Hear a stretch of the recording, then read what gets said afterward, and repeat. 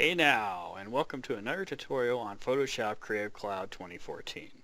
In this tutorial, I'll be demonstrating one of my favorite tools, Refine Edge. With Refine Edge, you can make a perfect cut or mask every time, eliminating jagged edges, making color corrections, and capturing fine details like hair and fur.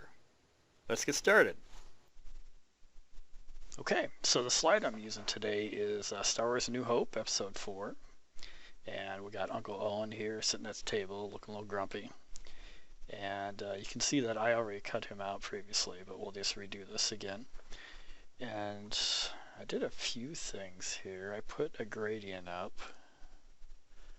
because I just didn't like the way this text looked.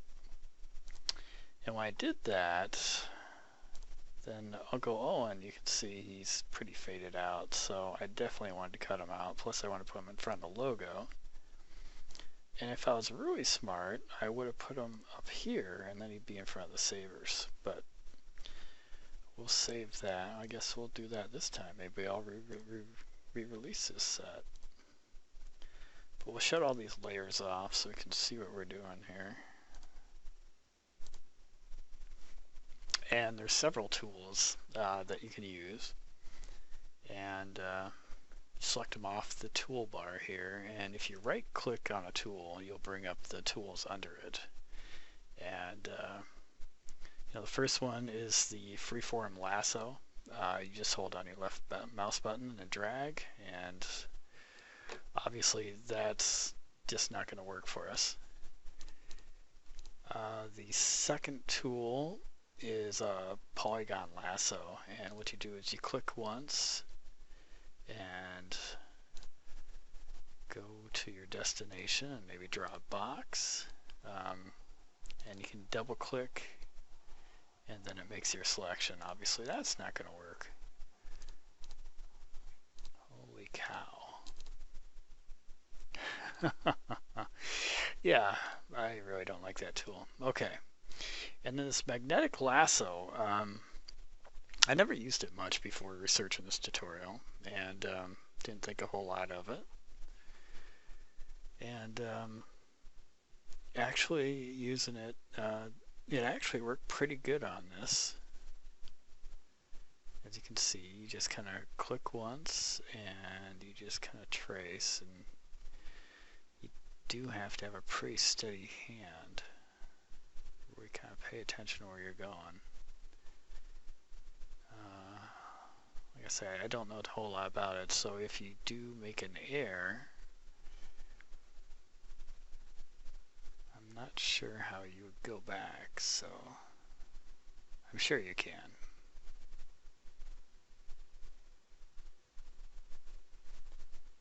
And so we'll trace them here.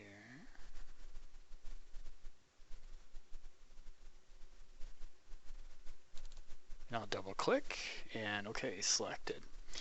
And you can see there's some options up here for frequency. That's the number of plot dots when you're tracing them around. And the contrast, you adjust this up and down to adjust it for how much contrast is in the background compared to in the foreground what you're trying to cut. And the width, I haven't really messed with that, but yeah, you guys can play with the settings, see what you like. And I'm going to use another tool just to fine-tune what I did here. And this is my favorite tool to use, and it's just the quick select tool. The other option would be the magic wand, and in this situation it's it's not the right tool. If you're dealing with hair or fur and you're just trying to select that's a good tool for that. Just kind of depends on what you're trying to do. And this, okay, so this controls how big of the selection cursor is. And I like to keep it at about 5 when I'm doing really detailed selection here. And you just hit plus or minus to add or subtract from your selection. And as you can see, the lasso actually did pretty good, the magnetic lasso, and just kind of getting here fine-tuning. Some people might say you don't have to worry about selecting everything perfectly. That Refine Edge will take care of some of that, but you'll also see some artifacts too if you try and overuse Refine Edge. So I try and get as accurate as possible.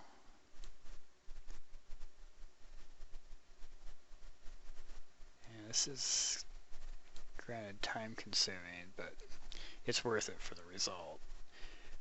This is hair, so I'm going to let Refine Edge take care of that. Yeah, I think I'm going to let Refine Edge do all that. And Refine Edge is very good for hair, but honestly, I'd use it no matter what kind of cut you're doing, whether it's a smooth cut or a jagged cut. It really makes all the difference. Okay. Alright, I'm pretty happy with that. And now we make our selection. You can see that the Refine Edge button is now up here.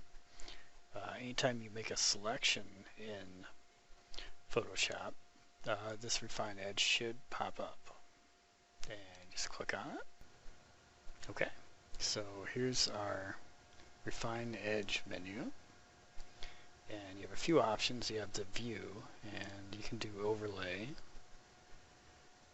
We go on black, on white, black and white.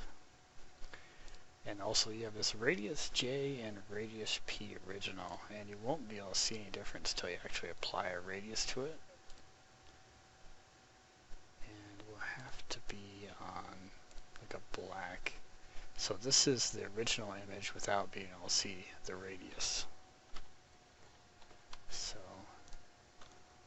if I do a Control plus to zoom in here, this is the original image. And if I click off this, this is what the radius is doing. And if I just want to see the radius by itself, and this is the path of the radius that's adding to the original selection.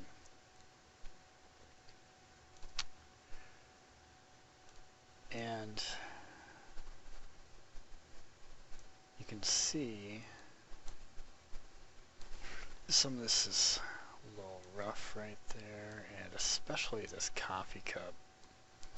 And I really did a butcher job on this, and it's really tough to do even with the select tool to get everything absolutely perfect, and that's what Refine Edge does. And so you don't want to overdo it because you'll get some serious artifacting going on.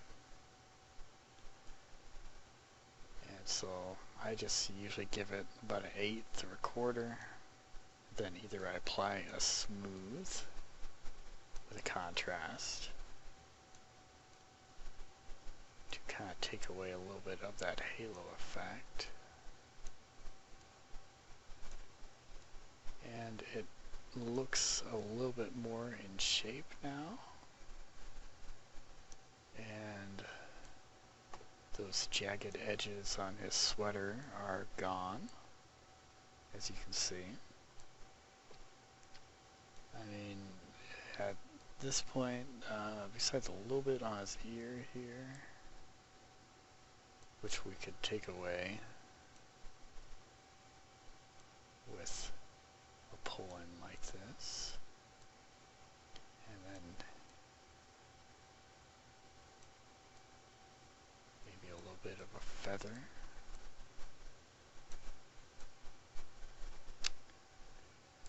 So that's where your accuracy is really going to come in, because that was just a little bit of something I missed on his ear, and you see I had to compensate for that. So it's just best to do a really good selection before you go into a Refine Edge. And this looks pretty good. Now you notice his hair, we don't have any of the stray hairs here. And that's because we use the smooths. Now we could select them with the roto brush here, which you right click on to undo selections, and right click again and select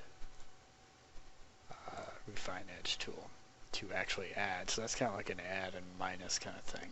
And I could do that now, but because I smoothed it and feathered it so much, you really want a lot of contrast in his hair, so I'll actually do a second pass on a cut for his hair. But this looks pretty good. Yeah, we pretty much used all these tools except for this one, and this really doesn't do much here. I mean, sometimes it will. Sometimes it'll come in pretty handy if you're not liking what you're seeing. But as you can see, I mean, we have some red here, but even cranking this all the way, it's not doing a lot. So I'll just put that at 50 again. Oh, why shut it off? Okay, well that's even better. Alright, and you can remember settings if you want. You have a magnifying glass up here, and you can right click on the screen and show full screen, 100%, 200%, print size, zoom in, zoom out. So pretty self-explanatory. The hand, if you're zoomed in, of course you can whoosh around.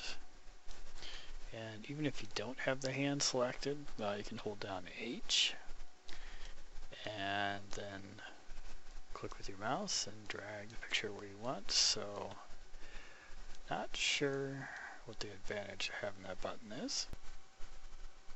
Okay, but I like this. We have some options here. This is the big one. You'll want to definitely put, I wouldn't do it on a layer mask. I would do a new layer or a new layer with mask, or you know, if you're doing it for another project you're working on, I would do it in that project name will show up here as well if you have more than one project up.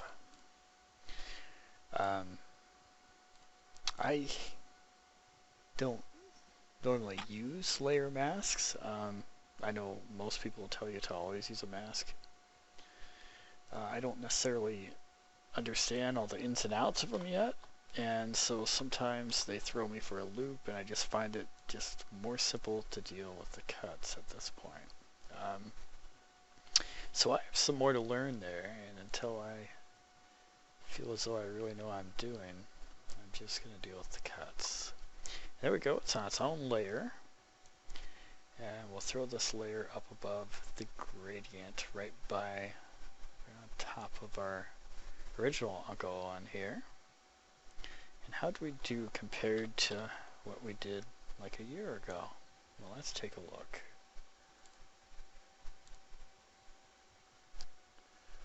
Wow, we did a lot more feathering on our original, didn't we? Okay, well that's interesting. Alright, ours looks a little bit more solid. His looks a little more feathered into the background. That's all what you want. How you want the end result. And so now we'll do a selection on his hair. And one thing you can do is you can go to your existing cut. You can put this on a 20 and you can be fairly sloppy. And you know, no matter how much you select, it's going to select what's available here. And so I'll just kind of get his parts of his hair here that I want.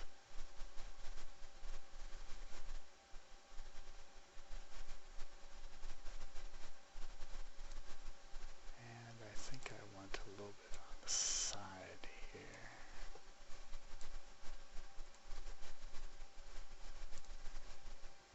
Maybe a little less here. Okay. This looks like a pretty good selection to me. And then I will select my original one, which I actually want to cut out of. I'll turn this back on and say I turn this off so I eliminate any confusion here. And I'll do Refine Edge again. And this time I'm going to use the Refine Edge brush.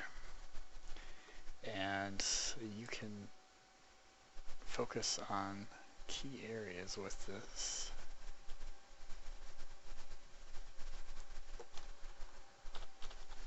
And here is where it would be handy to maybe use our overlay to see where his hair actually is. And I can kind of really focus on these areas and try and get some of this hair.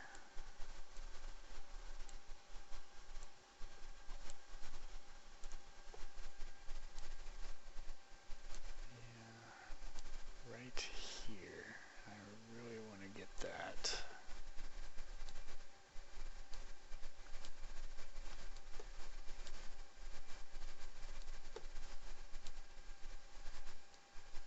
Just kind of painting over those areas to get the refine to apply to those specific areas. Okay, and let's see what we actually did here now. And he's looking pretty shaggy and it's looking a little bit muddy. So I might apply some contrast there to clean that up a bit.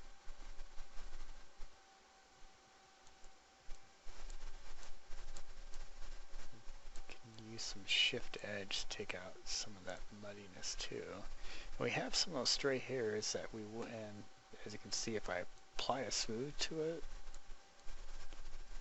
it kind of takes away a little bit of that effect. And new layer. Okay. And we'll pull that up on top of our copy, which is our new one I did. Put our copy up, and flat hair, not flat. All right, and then we'll turn on our logo again, and our possible answers, our possible sabers. Finally, our question. Boom! There we are. And I think it might look a little bit better than what we originally did. So there we are. That is Refine Edge. Quickly, let's review. Take your time making your selection using the Quick Select tool, Magnetic Lasso, and the Magic Wand. Remember, you can use any combination of the three to make your selection. Click Refine Edge at the top of the screen. Always checkmark the Smart Radius radio button. Use Show Radius and Show Original to gauge how much radius you are adding. Use the different views to your advantage to really see what you are doing. Use Decontaminate Colors to remove any unwanted discoloration caused by the radius. And finally, always output to a layer either with or without a mask.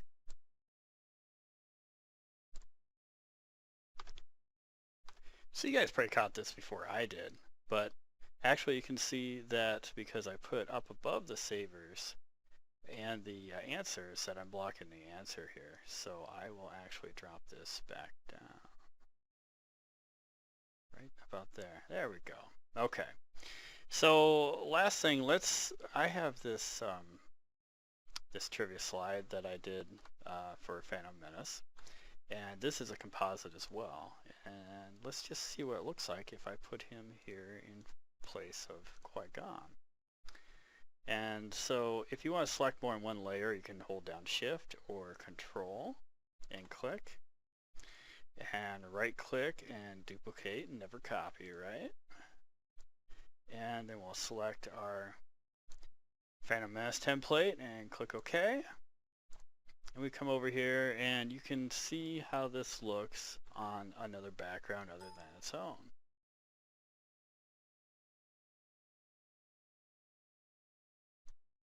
And you know, it looks pretty good. It probably needs some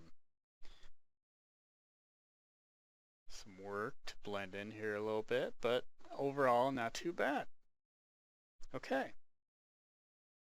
Well, thanks for watching. My name's Kevin. Leave your questions and comments in this guide or message me under the username GamePhoenix at our website, www.cinemavision.tv.